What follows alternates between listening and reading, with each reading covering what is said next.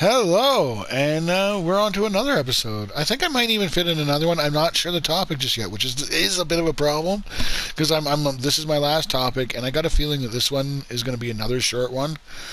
Um, but today's topic, too needy. I seen a meme the other day, and I'd seen a video on it, and you see the stuff about it from time to time where a person will say that, oh, there's no such thing as too needy. And they'll do this completely. Uh, oh, my throat's getting dry. All this talking. But yeah. They'll do this where they'll take an extreme example where, well, if you sit down and then when you sit down for dinner, you'll just eat, we'll eat and we'll have our little talk and, how was your day? How was my day? But if you take a person who was in a desert and you sit them down, well, they're going to eat that dinner completely. So there's no such thing as being too neat. Well, no, that's an extreme example. And that's actually kind of the point, is that if you have somebody acting like that, and yet they haven't been through that, that's too needy. That's exactly what you're talking about when you say too needy, is when somebody's acting like they've been completely emotionally ignored. They have no emotional support whatsoever. Nobody cares about them, and yet they're surrounded by people who care about them. That is too needy. And there is such a thing as that. Like, don't tell me there is no such thing as that. You see it all the time. And that you to just try and play word games and use an extreme example to try and dismiss it doesn't dismiss it. It's still a reality. I'm still literally seeing it. I'm still totally seeing this person that because they were never told no in their life, they don't know how to deal when somebody tells them no. That's too needy. It doesn't, like, I don't care about their excuses for why they're there, but when you have the emotional support and yet you're acting like you don't, that's too needy. And I get that's a, oh, excuse me, that's a bit of a controversial take. But just the way I see it, like, that is a problem. And you being that way, you're actually going to push other people away. And if instead of us addressing it as a problem and recognizing it as a problem, instead of if we dismiss it and say, oh, no, it's because they were emotionally stunted as a child. Well, maybe they were. Doesn't change the fact that now they are not emotional. Now they're not being emotionally stunted, and yet they're still acting like they are. And it's going to push the what emotional support they have away.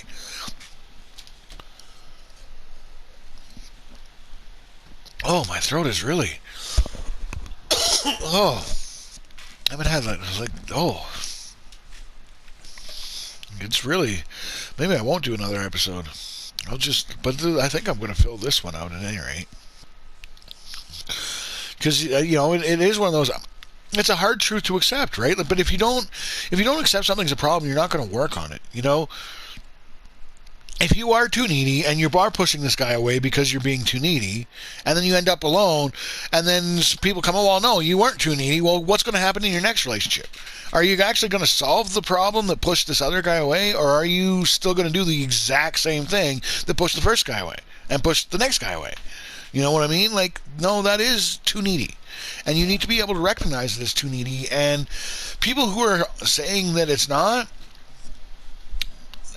well, let's not just talk. You don't have anything nice to say, don't say anything at all, I suppose. Right? Yeah. I'll leave it at that. Because, yeah, I really don't think kindly of the people that push that. Because it tends to be a bit of a pitying stance, right? Which pitying I don't know, it doesn't actually help a person. There are times where I ain't going to say that I don't pity people. There are definitely plenty of people in this world that I pity, but my pitying them doesn't help them. Like, if anything, it can lead to me engaging in behaviors that's going to stunt them moving forward. instead of teaching the man to fish, I'm going to give the man a fish because I pity him so much, right? Like, and am I helping? Eh, I'm helping myself. But yeah, I mean, it really blows my mind when people try and do this. Oh, there's no such thing as too needy. There's no such. No, there definitely is. And if you don't think there is, then that means you haven't been put in an extreme enough position. And that's truly what it means. Like, if you really don't think that you're being too needy, then you haven't been put in a position where you actually are truly needy, right? Um, your dad shouldn't have to say he loves you every day for you to know that your dad loves you, right? Type scenario. Because a lot of this, they'll try and do little stuff like that where it's like, okay, but your dad was still in your life. Your dad still supported you your whole life, and your dad did say he was proud of you at the big moments in your life. So, what do you? Because daddy didn't say he loved you enough? Really? Really? That's what we're going with? No, you're too needy.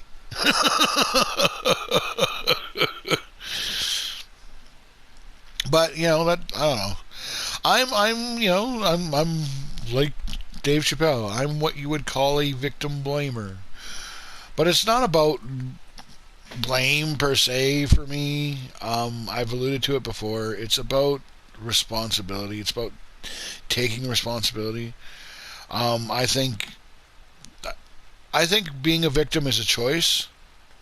Either you either you choose to take responsibility or you choose to be a victim. So that's what I mean. It's kind of a backwards thing that gets to it. But we're getting down to our last minute now, so I will leave out. Once again, if you found yourself enjoying and agree with me that there is such a thing as being too needy, leave a like, subscribe for more content, comment, let me know your thoughts. Am I totally whack? Absolutely, let me know if you think so. And feel free to share. Until next time, later.